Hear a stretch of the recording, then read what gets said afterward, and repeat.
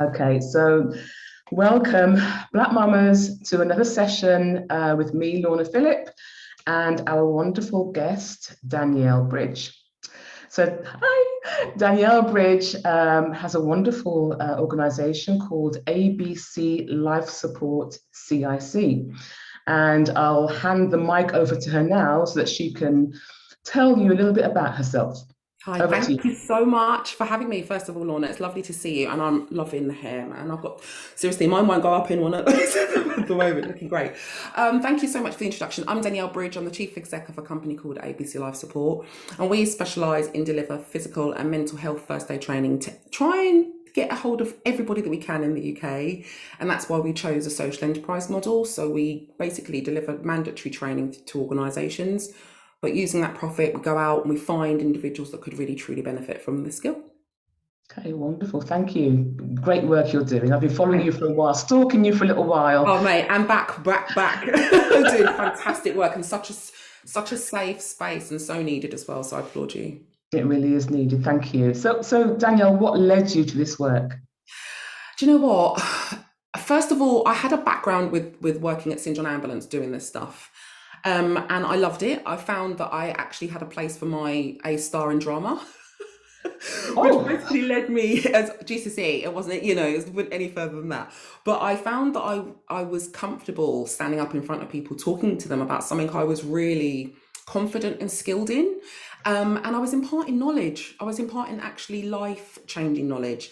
And so with the birth of my first child, I decided that I wanted to continue working in this field, but not for anyone else. And so it took the birth of my second child to really prompt me to realize that there was actually a niche in the market to deliver physical first aid to parents, which is how the first manifestation of ABC Life Support kind of came about. And our logo back in the day was actually ABC in children's blocks to kind of really prove that we were pediatric focused. right. 12 years later, we have moved on from that business model because there is a lot more to do.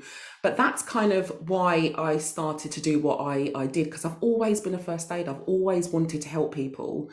And I know it's going to sound really random, but I've always been needed. My skills have always been needed. And I don't know if it's just me or whether or not I'm just nosy. So I see things happening and therefore I can kind of, respond to them. But what I do as a business and what the skills that I impart are life changing. They can save a life literally. So that's what kind of led me to starting off this work.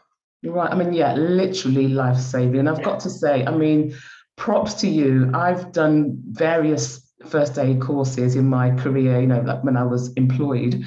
And yeah, I've enjoyed them because I've got a background in health. So I love all things health, I love. But when it comes to the emergency, Mm. I'm the kind of person who says, "Oh, I'm so sorry, my training ran out 6 months ago. I'll keep things calm. I Yeah. will organize you folks, but you're gonna have to do the Yeah. hands-on stuff because, oh, I don't know." Yeah, do you know what? I think that's a lack of confidence, that's all. And I've been fighting in this industry for a long time to try and make this a life skill rather than a certificate based, qualification, if you like. So Hmm. people that work in places, which is where they normally come across first aid, they have to have a new course every 3 years, all right, to Yes. re-qualify as a first aider. But I can guarantee you, within the first 6 to 8 months, that person's forgotten it because they've got no muscle memory over the skills that they've actually utilized within that training.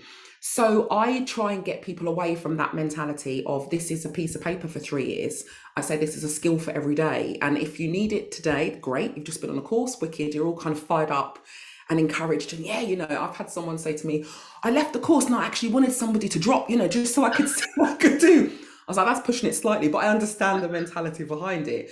But then 6 months, 2 years later, those skills have been forgotten because that person hasn't needed them. And it changes when you have a child, because that's the other demographic that kind of comes to mind. It's Yes. not the people at work. It's the people that have got this brand new child at home and they are petrified. I mean, I've had two children. I understand how scary it is and how sometimes helpless you feel when you've got this tiny baby relying on you and the horrible thoughts that go through your head, what if something was to happen? What would I do? And so I think that the training I deliver is the answer to what would I do. And we do that by delivering very short, succinct, to the point training that says this is what you need to do in this event, and I hope to goodness this never happens, but if it does, you do this and you've done everything possible. Because Lorna, the worst thing for me is when parents have said in the past to me, Danielle, this happened, I did not know what to do. Yeah.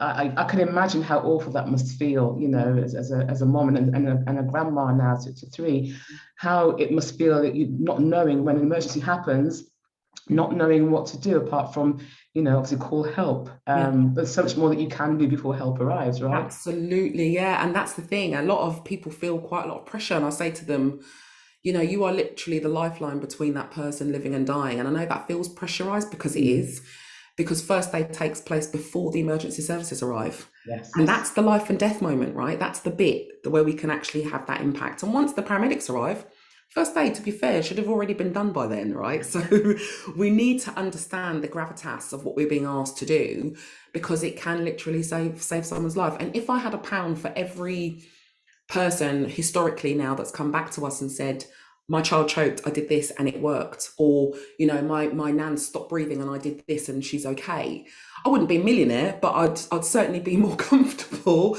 based upon those, you know, those pieces of feedback. And that's humbling to me. You know, it's just warming, really, really heartwarming. Yeah, I mean, how wonderful to have that impact on people's lives and saving lives in that way. And two things I'm picking up here is, you know, short, sharp, and succinct. Yes. You know, because a lot of courses you go on, they're including things that actually we don't really need to know as a parent, you know, caring for our little ones. We don't need to know that bit and those bits. And we're not trained to be a St. John's ambulance person. So just keep it to the, you know, the choking, the rashes, the, you know, meningitis, that kind of stuff that we need to know as parents, as carers, as grandparents. And secondly, Danielle, how wonderful to have Black folks in this space. Girl. I am out here repping on my own, like seriously. I need some other people to come join me. And like, seriously, I'm in a very, very, very white dominated industry. I've not met anybody, actually, to be fair. I've not met any woman specifically of colour that's doing the work I'm doing. And historically, first aid has got this reputation of being really kind of boring, you know, old white men at St. John doing this. And trust me, there is a lot of that. Yes. And I'm you know, I'm the complete opposite. So I'm kind of dominating the space when it comes to me being the only Black woman. But I would like to have some more come join me. I'm not gonna lie. I'm sure you would, because that's all I encountered when I was, you know, in an office, you know, that blasted white rhesus doll with a very old, I mean, you know, knowledgeable, but yeah, hilarious. I don't mind snogging that one. So that's another thing. Okay, so yeah, and how wonderful to be able to talk about, I mean, why has it taken so long for us to be kind of acknowledging that things can look different on our skins, right? Do you know, we're in the middle of a uprising, I feel it, or a revolution, if you like. I've had conversations and I've seen conversations and pieces and articles recently, actually. I think Dr. Nigaf was talking about that, about representation on anatomy and anatomical models and things like that, which look like Black and brown people, because it looks different on our skin. I wrote an article a couple of years ago on LinkedIn about calling out of the lack of diversity in our resources. And specifically, I talked about it and says, but is it racist though? And that kind of prompted quite a few conversations, as you could imagine. The answer was yes, it was, because it was not done specifically about that. It's just a frame of reference. So the people that are in positions of power, their frame of reference is that that's what it looks like. And so you and I discussed before about the, you know, the fetus in utero with the Black woman, and it went viral. Of course, it went viral. I'm not surprised it went viral, because we've not seen that before. It was a moment of, oh my gosh, look, that's me, that's my belly and my baby in there, you know, that's what we look like. This is amazing.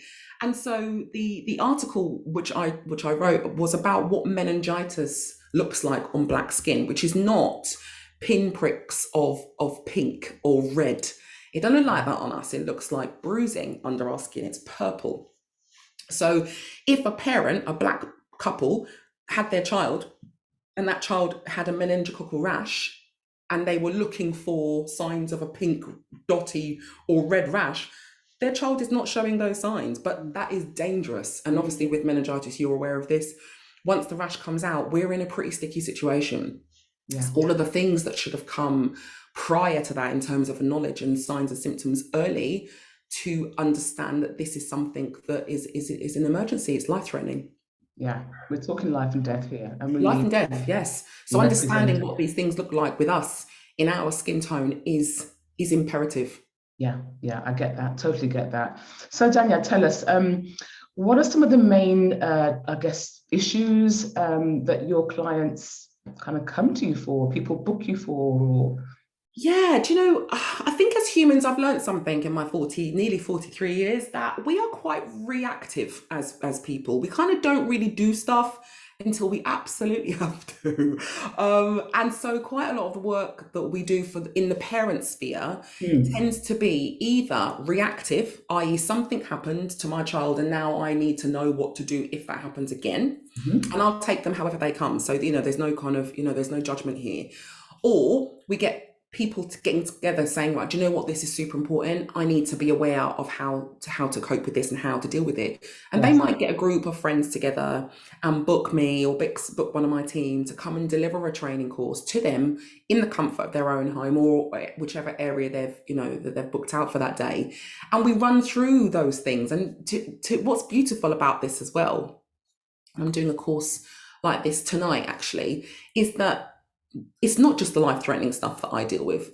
It's the other stuff. It is actually, what does the skin look like? And I've got a brand new baby and, he started doing this poo and it looks a bit weird. And I'm going, well, actually, that's normal. Or, do you know what I mean? So those sorts of things. So it's more of a confidence-giving process. So that's how people kind of use our skills to either firm up their confidence before baby arrives or just after baby arrives, or as part of a process afterwards. So however, like I said, however they come, I'm fine with that. Yeah, I mean, I would prefer people coming beforehand. Please I do. like be prepared, right? Yeah, absolutely. Yeah. Prevention is always better than cure. If you can recognize these things early and you can intervene early, then it's absolutely going to make a massive difference. I mean, a big one is jaundice. It's one I hear a lot, then jaundice in black and brown babies. How does that present? And is it jaundice? My midwife thinks it is. I don't think it is, or I think it is, and they don't think it is. And it's like, yeah. Do you know what? There's a lot of that, isn't there? In your experience, with your vast experience over the years, we kind of read from one book, don't we, in this country specifically?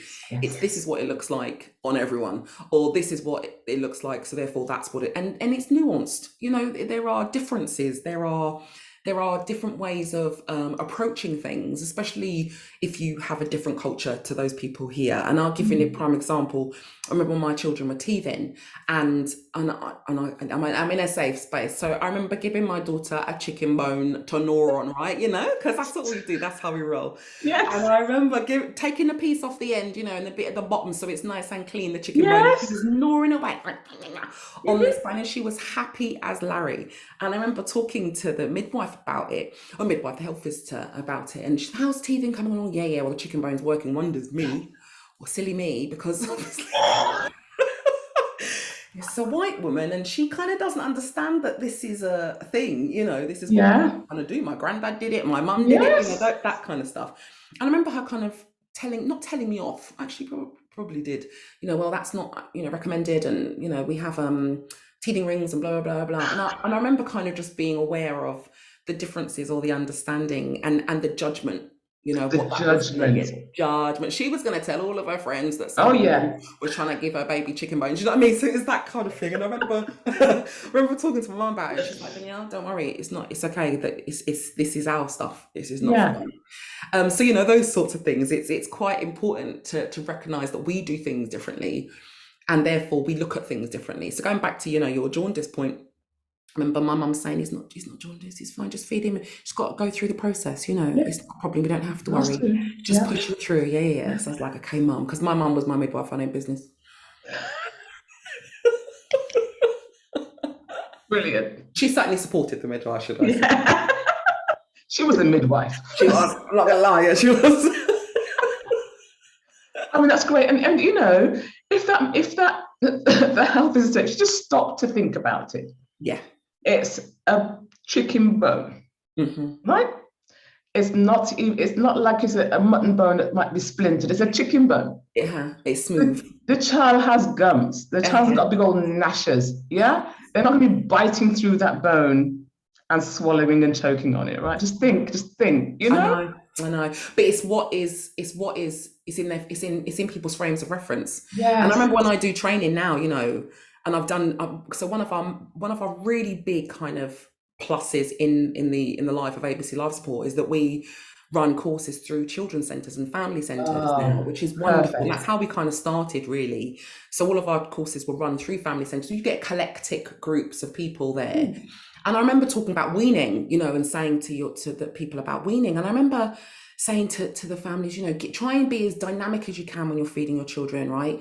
You know, there are a few exceptions to every rule, but actually picky eaters in my mind, and excuse me if this kind of comes across as quite contentious, is a lack of trying foods for long enough. Yes, do you know what I mean? Right. So it's, for me, it's like, well, just keep going. And actually those foods you don't like, your child might like that. So try and be as eclectic as you can. And I remember a man saying, well, you can't really be that eclectic. I mean, you can't give your kids a curry, can you, when they start weaning? And I looked at him and I remember saying, well, what if you're in India or you're in Pakistan or you're in the West Indies or you're in anywhere else where Indian food is part of that culture? What do they eat then? And he went, oh yeah. So what we have here is a Western centric view of how we bring up our children, what they eat, how they wean, all kind of things, which is driven by a narrative that's passed down from our authorities, if you like. Do you know what I mean? So yeah, it's interesting. You know, I've kind of found lots of experiences like that in my job. It is really interesting, and what we just wish is that people would just come with an open, you know, with their mind switched on. First of all, you know, like the chicken bone, it's not going to do any harm, and be open to knowing there are different ways and just as valid, or if not more, ways of doing things. Right. Yeah. Okay, so let's go back. So looking at the Black parents that come on your training, what are some of the main challenges that Black parents have that you've encountered? You mean as in from parenting or from their children? I mean, either way. So, you know, for some people, they think they can't, for example, afford to pay for first aid training. I mean, and actually that's it. That makes total sense. And actually, as a demographic of people, I live in quite an affluent area, to be fair, and it's not very Black. I'm one of a very few, but you can guarantee I know every single one of them people. And if I see them walking down the road, I'm like, you're right, because we have some solidarity, because we are kind of quite isolated here. But we're in quite an affluent area. So people that come on the courses that are publicly led, i.e. we charge for them, can afford that training. But I'm also very aware that there are certain demographics in the world, and it's not even about race half the time. It's about socioeconomic, you know, attainment.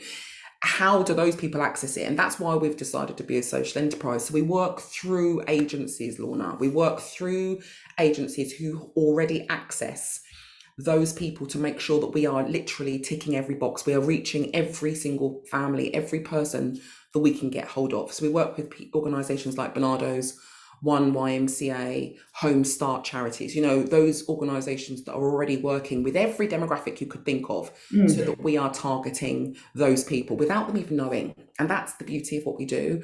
We don't ask people to put their hands up and say, do you know what, guys, I'm struggling. I can't afford it. We make it accessible to them, because then it breaks down an awful lot of stigma for us.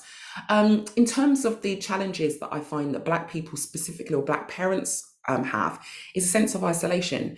And that happens because there are not many of us. So for example, when I was bringing my children into the world, you know, I remember the line you get, and you'll know what that line is when you're pregnant. The line that you get on your belly. I had one, it was big and black, right? It was big.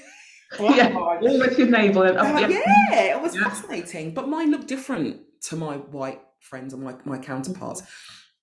So even those differences in pregnancy were marked for me, because I didn't have anyone to kind of share those things with. So I think the challenges of being a Black woman in a predominantly white area is that sense of loneliness, which is quite apt, you know. So from that point of view, that's what I find is troubling for most Yeah. people where I live.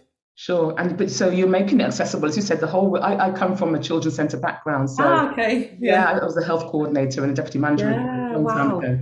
But yeah, so we would definitely buy in those kind of services and make them more accessible to people, because Absolutely. sometimes it's about finance or getting to a venue. Yeah. Sometimes it's about, well, when I look at the flyer promoting this, Totally agree. there's no one looks like me. So is it for me? Will I be welcome? Will I be welcomed? Yeah, yeah. And I think that's a lack of representation. We're getting there now. And don't get me wrong, we've got a lot of work to do, but we're understanding now. I don't know if you remember, unfortunately, after the killing of George Floyd and the UK kind of coming out and saying that they're going to be working hard. Do you remember the change in adverts and advertising? Yes. Suddenly, all I could see was Black people. I was like, wow, this is amazing. Look, like next advert is Black people. Oh, Black people again. Yeah. And the hoo-ha around it, which I just ignore that stuff. I don't do none of that stuff. I don't engage. No. But from that point of view, I was like, wow. But those of us that understand that seeing yourself in places where you feel safe and as part of the furniture, do you know what I mean? Actually, I want to get to a position in society where we haven't got these niches. We're just there. We're just there. We're just there. There's no, back in Yeah. the day they say, oh yes, we tolerate. I don't be tolerated.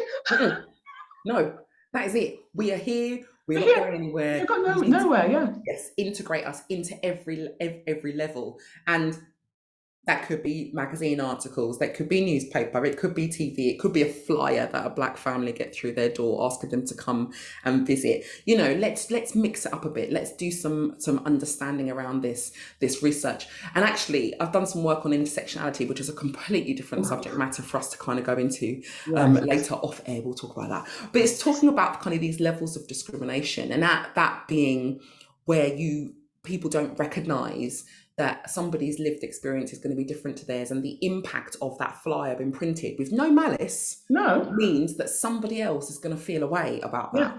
Yeah. Do you know what I mean? That's the understanding of what it's like to be discriminated against. And if you're not in a demographic which is discriminated against, you'll never understand it. No. So what you do need to do is listen, do less of this, more of that, and kind of, sort it out, really. Yeah, I hear that. I absolutely hear that. Thank you. So Danielle, I'm going to press you for one piece of advice. So parents who are on their journey to, either pregnant or about to give birth or have their little baby and have an interest in keeping their baby safe and knowing what to do. Piece of advice, please. Yeah. Forewarned is forearmed, as my mother used to say to me very, very, very, very many times. Get some information, get the basics, get the understanding, the knowledge, and it doesn't have to be now. I think when people are pregnant, they're having difficulty already trying to process the birth process and all of that stuff. So it can be quite overwhelming to do a first aid course at that point. I do appreciate that. And afterwards, the first couple of weeks, you're exhausted. You can't think about anything else other than feeding your baby, sleeping. Exactly. And, understanding that process. So don't do it then. But the minute you've got a bit of strength and you've got a bit more forward thinking, get yourself on a first aid course. And we do e-learning courses. Sometimes, now people don't even need to be in the same room, but go through it, arm yourself, talk about things, and be confident in what you would do if there was an emergency. And when you go to work, right, we have fire drills. We have drills of what we would do in the event of an emergency at work. We don't do that at home. And yet actually we understand that in a first aid point of view, you're more likely to injure yourself at home than you ever will at work because of risk assessments, etc. And the same thing goes for babies and children. So just do some research, go into it with an open mind and arm yourself with as much information as you can, and don't think too much about the effect, the outcome of it happening. Just be prepared if it does. That is excellent advice. Brilliant top tip. Thank you so much for that. So now, just for the last few minutes, Danielle, I'm just going to, again, throw the floor open to you. get you to share your screen and just tell the Black Mamas where they can find you and where they Yeah, can. come find me. Come find me. Danielle. Yeah, come find me. It'd be lovely to catch up with you all. I'm just going to share my screen. You can come and Yep. find me in, well, pretty much anywhere on social media. I do try and do a little bit on social media, but I'm available at Danielle Bridge _ CEO on Instagram, Mhm. as well as the business is also on there at ABC Life Support with the underscores between each. And I have a website, which is abclifesupport.co.uk. And on that website, you can actually purchase online training. And what we might do, Lorna, is if people are interested, we could offer a discount code as well for any of those Black mamas out there that want to do the e-learning. Please, please, please get hold of me, and I will give Lorna a discount code for you to access. And then also my own personal website is daniellebridge.co.uk, but that's me. Perfect. Thank you so much for that. Thank you. Stop the share. So you heard it here from Danielle, folks. If you'd like to access, and I urge you at some stage to access Danielle's e-learning via her site, we will grab hold, we'll pin her down for this this code. Yes. You get a little gift from Danielle, and that's great. And to be prepared for any eventuality is always a good thing. So, Danielle, thank you so much for sharing those pearls of wisdom with us. It's a pleasure. Thank you for having me. You're welcome. It's great having you. And I'm looking forward to our next session, where you're going to demo some first aid. But for now, we're gonna end here. And thank you so much. Take care.